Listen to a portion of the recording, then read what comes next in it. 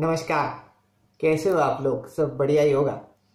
इससे पहले कि आप मुझे पूछो कि इतने दिन कहाँ थे, तो सीधा आंसर दे देता हूँ। बहुत बिजी शेड्यूल चल रहा था, टाइम नहीं मिल पाया, लेकिन कोई बात नहीं, आज आया हूँ तो आज बात करेंगे।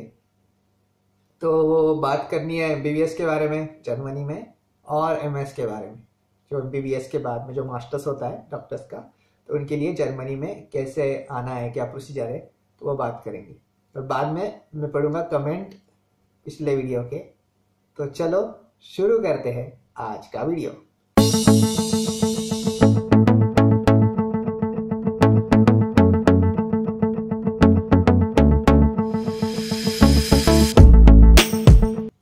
ओके, तो सबसे पहले बात करेंगे एमएस के बारे में। अगर आपका एमबीबीएस ऑलरेडी कंप्लीट है और आपको एमएस करना है तो क्या प्रोसेस है वो मैं बताऊंगा।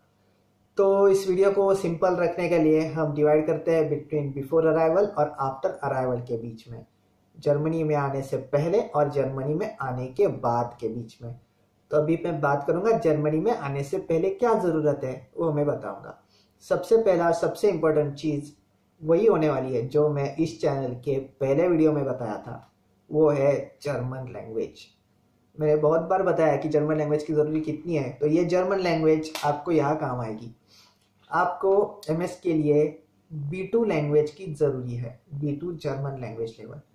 बहुत मतलब जर्मनी में जर्मन लैंग्वेज के जो लेवल्स है वो है A1, A2, B1 और B2। तो आपको B2 लैंग्वेज कंप्लीट होनी चाहिए जर्मन लैंग्वेज एमएस स्टार्ट करने से पहले। तो जब आपको आना है जर्मनी को, तब आपकी B1 हो तो भी चलेगा, लेकिन आपको B2 जर्मनी में आने के बाद कंप्लीट करनी पड़ेगी। B2 के बिना काम नहीं हो सकता, तो आपको एक्चुअली B2 लैंग्वेज करनी ही है। तो आपकी चॉइस है, आपको जहाँ पे हो वहाँ पे आपको जर्मन लैंग्वेज करनी है, ये B1 तक या B2 तक, वो आपकी चॉइस है। लेकिन मेरा रिकमेंडेशन रहेगा कि आप जहाँ से आ रहे हो वहीं से आप जर्मन लैंग्वेज B2 तक कंप्लीट करके आओ, क्योंकि फिर आपको यहाँ पे B2 लैंग्वेज करने की ज़रूरत नहीं पड़ेगी। तो वो होगी पहली चीज़। दूसरी है apply for the medical exam के कोर्स के लिए। तो जब मेडिकल एग्जाम की जो कोर्स है उसके लिए आपको अप्लाई करनी पड़ेगी। तो कोर्स कौन से हैं? तो कोर्स है एग्जाम्पल अभी दूँ तो मेडिकल जर्मन फॉर फिजिशियन और प्रिपरेशन फॉर मेडिकल लाइसेंसिंग। तो आपको देनी है 2 एग्जाम, पहली है एफएसपी और दूसरी है कैंडिस प्रूफुंग। एफएसपी मतलब फाक्शा प्रूफुंग और दूसरी है कैंडिस प्रूफुंग। कैंडिस मतलब जो टूल्स उसके रिगार्डिंग आपकी वो एग्जाम होने वाली है, और फाक्शा प्रूफुंग के बारे में आपका जो स्पीकिंग स्किल्स है, मतलब doctor to patient conversion, doctor to doctor conversation और पेशेंट का हिस्ट्री राइटिंग वगैरह वो चीज़ होने वाली है। तो मेजरली ये एग्ज़ाम ओरल होती है लगभग, तो वो आपको करनी है। वो एग्ज़ाम की प्रिपरेशन के जो कोर्स है वो मैंने आपको अभी बताया, तो उसके लिए आपको अप्लाई करना पड़ेगा। तो वो आपको डेडलाइंस क्या है, वो क्या चीज़ है, वो देख के आपको अप्लाई करना पड़ेगा। और उसके बाद में वीज़ा का प्रिपरेशन, वीज़ा इंटरव्यू, उसके बाद वीज़ा होने के बाद आप जर्मनी आ सकते हो। तो आपका पहला स्टेज वहाँ कंप्लीट हो गया है। ओके, तो हमारी अभी एक स्टेज पूरी हो गई जर्मनी में आने से पहले। अभी जर्मनी में आने के बाद क्या करना है तो मैं आपको वो बताऊंगा। तो जर्मनी में आने के बाद जिस कोर्स को आपने अप्लाई किया था जिस यूनिवर्सिटी में, तो वहाँ जाके आपको वो कोर्स कंप्लीट करना पड़ेगा। उसका फीस है वो यूनिवर्सिटी टू यूनिवर्सिटी वैरी होता है, लेकिन ज़्यादा फीस नहीं है। मेरे ख्याल से आई थिंक 2000 यूरो के आसपास होगा। इंडियन करेंसी में देखा जाए तो 1,50,000 के आसपास उसका कोर्स होगा। डिपेंड कौन सी यूनिवर्सिटी में जा रहे हो और क्या है वो चीज़, उसके ऊपर डिपेंड होगा। तो ये 2 कोर्स करने पड़ेंगे। उसके बाद में 2 एग्जाम, एफएसपी और कैंडिस प्रूफुंग। एफएसपी एग्जाम क्लियर करने के बाद आपको टेम्पररी लाइसेंस मिलेगा, और वो टेम्पररी लाइसेंस से आप हॉस्पिटल में प्रैक्टिस कर सकोगे।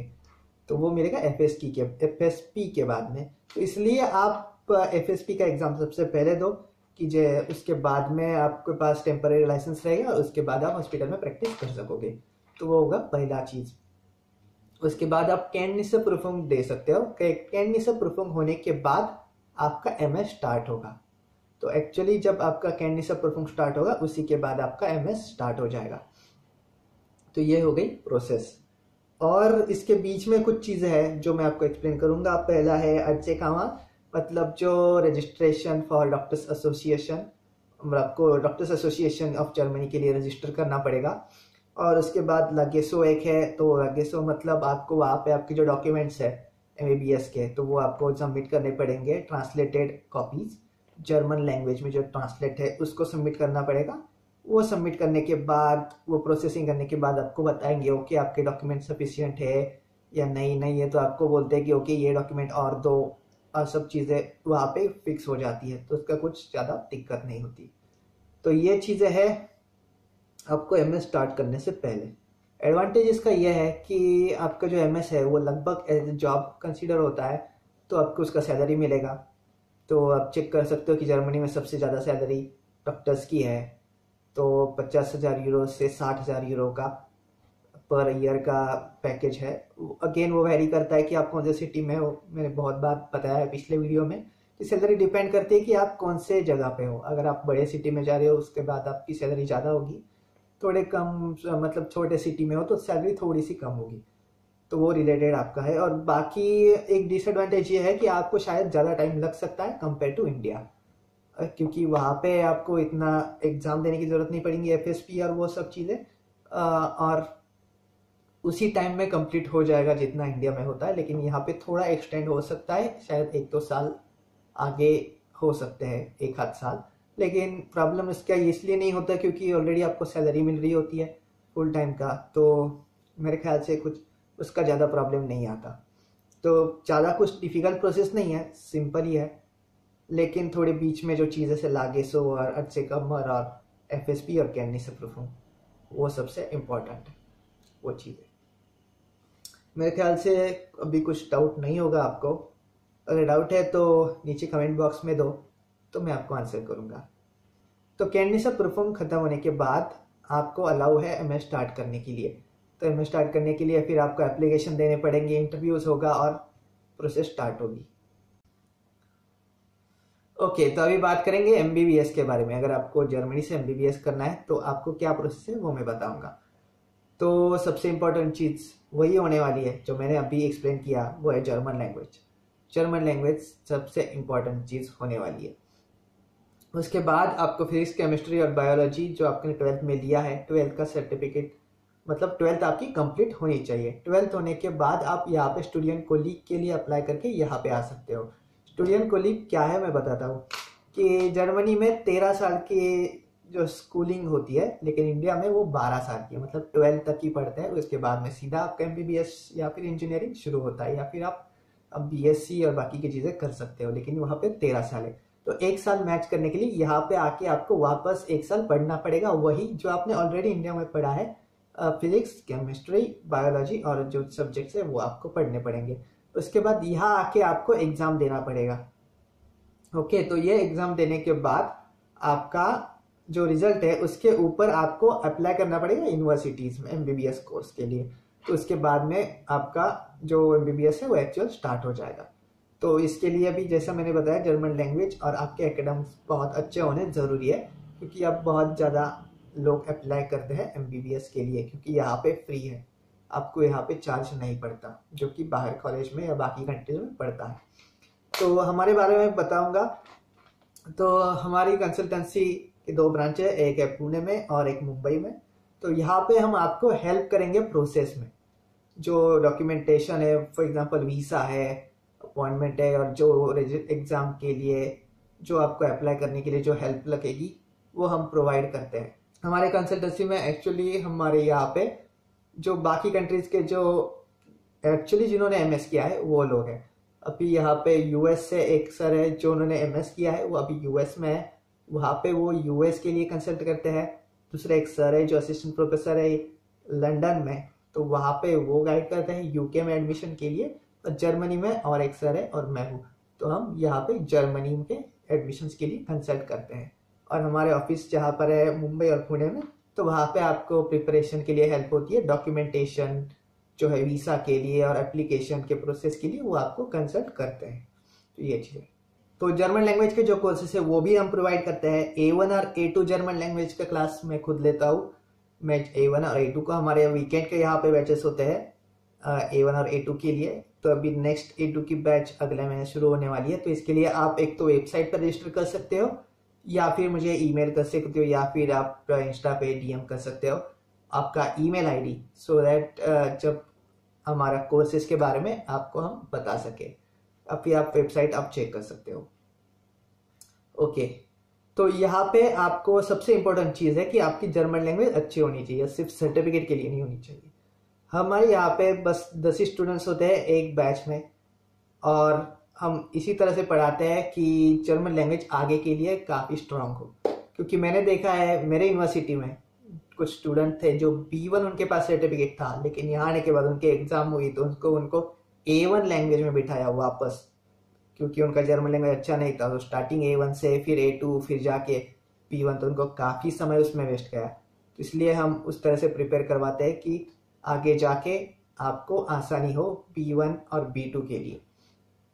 तो ये हमारा प्राइम मोटिव है जर्मन लैंग्वेज के पास में।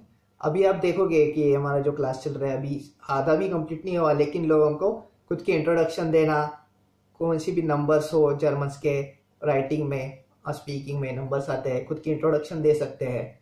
वर्क प्लेस में कुछ बातें करनी होती है या कुछ लेना है वो कर सकते हैं। होटल रिजर्वेशन होगा, कुछ चीज़ें होगी तो वो कर सकते हैं। और अभी तो वो A1 का पोर्शन आधा भी नहीं हुआ।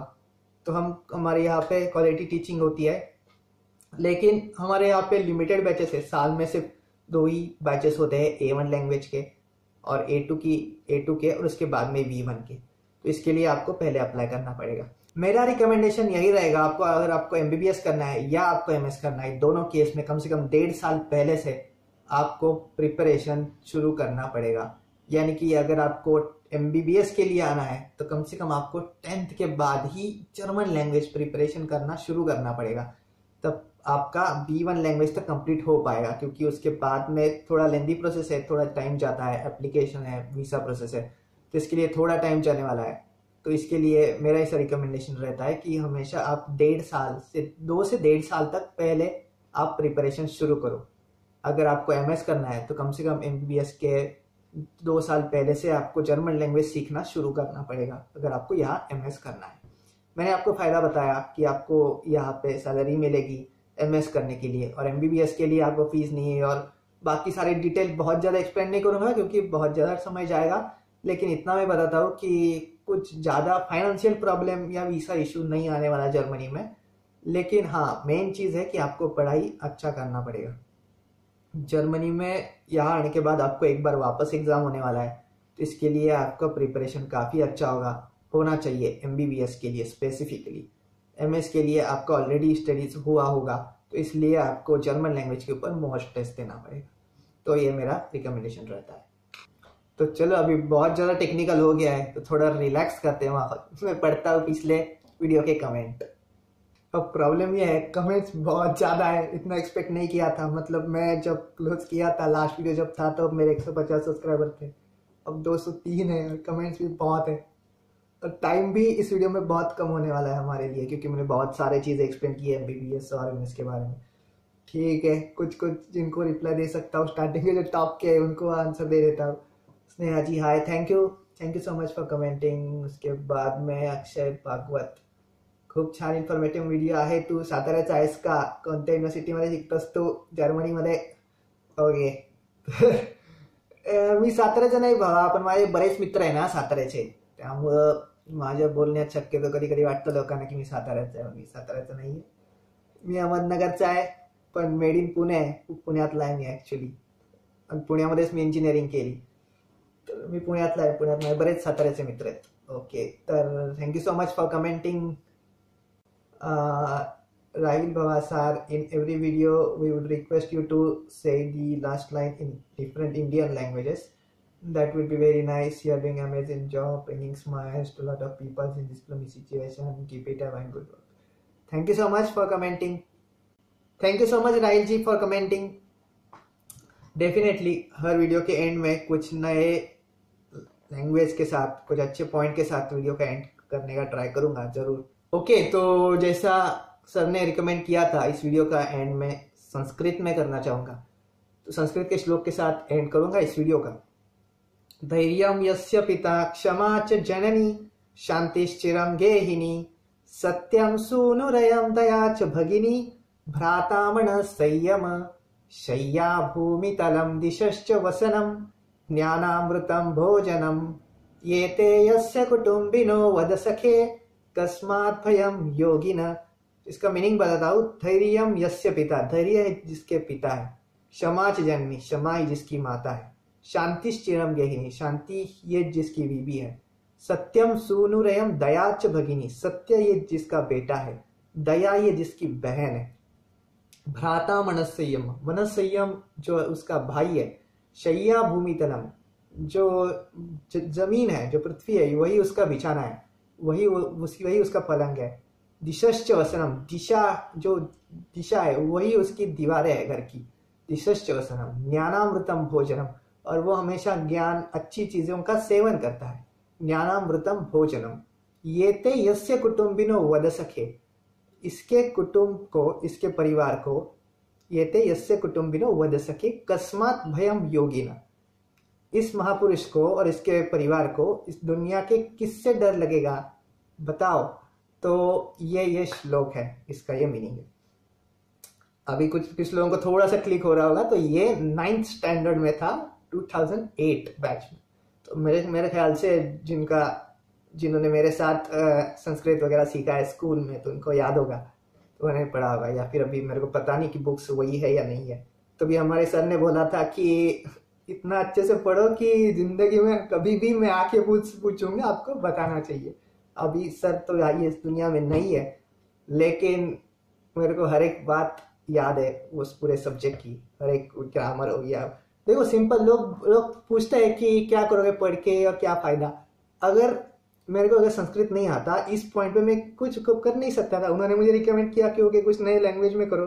अगर मेरे को संस्कृत आता ही नहीं, कुछ याद ही नहीं होता, सिर्फ मैं रट के बना होता, तो आज बोल ही नहीं पाता। तो पढ़ने का फायदा होता है, ये इसका लाइव एग्जाम्पल है। तो चलो मिलते हैं अगले हफ्ते, पता नहीं अगले हफ्ते या उसके अगले हफ्ते। अभी थोड़ा काम है मेरे को, थोड़ा पेंट करना है घर, और मैं थोड़ा रिलोकेट कर रहा हूँ अलग जगह पे, तो शायद अगले महीने। तब तक के लिए पीस आउट। Class 1 TV